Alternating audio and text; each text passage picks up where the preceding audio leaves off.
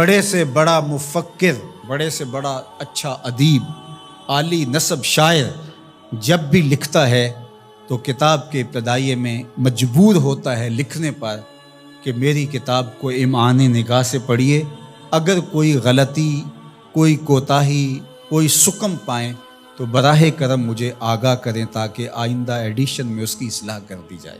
لیکن قرآن کھولو تو پہلا جملہ یہی ملتا ہے، یہ کتاب میں شک نکال کے تو دکھاؤ، اس کتاب میں کوئی عیب نکال کے تو دکھاؤ، یہ عیب سے بھی پاک ہے، یہ ریب سے بھی پاک ہے، اس میں کوئی شک نہیں، اس میں کوئی شبہ نہیں۔ ذالک الکتاب لا ریب فیہ، اللہ اکبر۔ ذالک کا اشارہ بعید کے لیے ہے لیکن عظمت کے لیے یہاں بیان فرمایا گیا۔ اس کا یہ معنی بھی ہو سکتا ہے کہ یہ وہ بابرکت کتاب ہے جو آسمانوں سے آئی ہے، اللہ اکبر، یہ وہ کلام الہی ہے جس میں کوئی شک نہیں ہے۔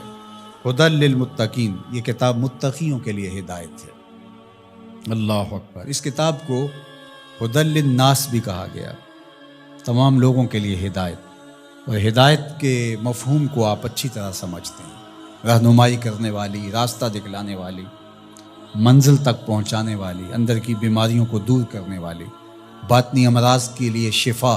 یہ کتاب ہدایت ہے، نور ہے، روشنی ہے، اور آسمانی تحفہ ہے جو حضرت انسان کو عطا کیا گیا، ہمارے دکھوں کا مداوع ہے، ہمارے دردوں کا علاج ہے، ہماری زندگی کو خوبصورت اسلوب دینے کے لیے یہ کتاب نازل ہوئی ہے، طریقہ حیات ہے، ہمارے لیے یہ منشور زندگی ہے۔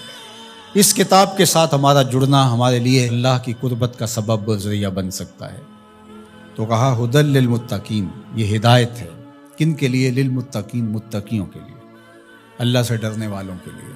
متقی وہ ہے جو وہاں پایا جائے جہاں اللہ اسے دیکھنا چاہتا ہے، اور وہاں نہ پایا جائے جہاں اللہ اسے نہیں دیکھنا چاہتا۔ علماء نے تقوی کے درجے بیان فرمائے، شرک سے بچنا ایک صورت ہے تقوی کی، کبیرہ گناہوں سے بچنا یہ بھی تقوی ہے، مختلف لوگوں کے مختلف درجے ہیں، صغیرہ گناہوں سے بچنا یہ بھی تقوی ہے۔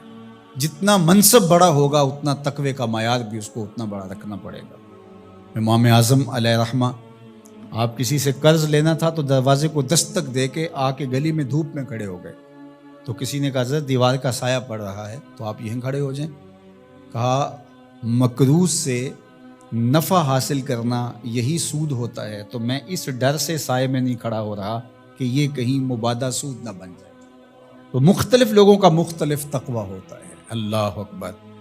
تو شرک سے بچنا عام لوگوں کا تقوی یہ ہے، کبیرہ گناہوں سے بچنا تقوی کی یہ صورت ہے، صغائر سے بچنا یہ بھی ایک صورت ہے، لیکن ہر وہ شے جو خدا سے غافل کر سکتی ہو اس سے بھی بچنا یہ اللہ والوں کا تقوی ہے۔ تو اتقاء کا نور جو رکھنے والے ہیں قرآن، اس کے لیے ہدایت ہے۔ یہاں ایک سوال کھڑا ہوا، وہ یہ کہ قرآن نے ایک دوسرے مقام پہ فرمایا ہدی للناس، یہ قرآن ہدایت ہے لوگوں کے لیے، اور یہاں فرمایا متقیوں کے لیے ہدایت ہے۔ تو جو قرآن متقیوں کے لیے ہدایت ہے تو پھر لوگوں کے لیے جو ہدایت کہا گیا اس میں کیا فرق ہوا؟ تو بات یہ ہے کہ قرآن کی طبع کے اندر تو ہدایت ہی رکھی گئی ہے، قرآن تو نور ہی بانٹتا ہے، لیکن یہاں اس سے اکتساب فیض کون کرتے ہیں؟ وہ متقی ہیں۔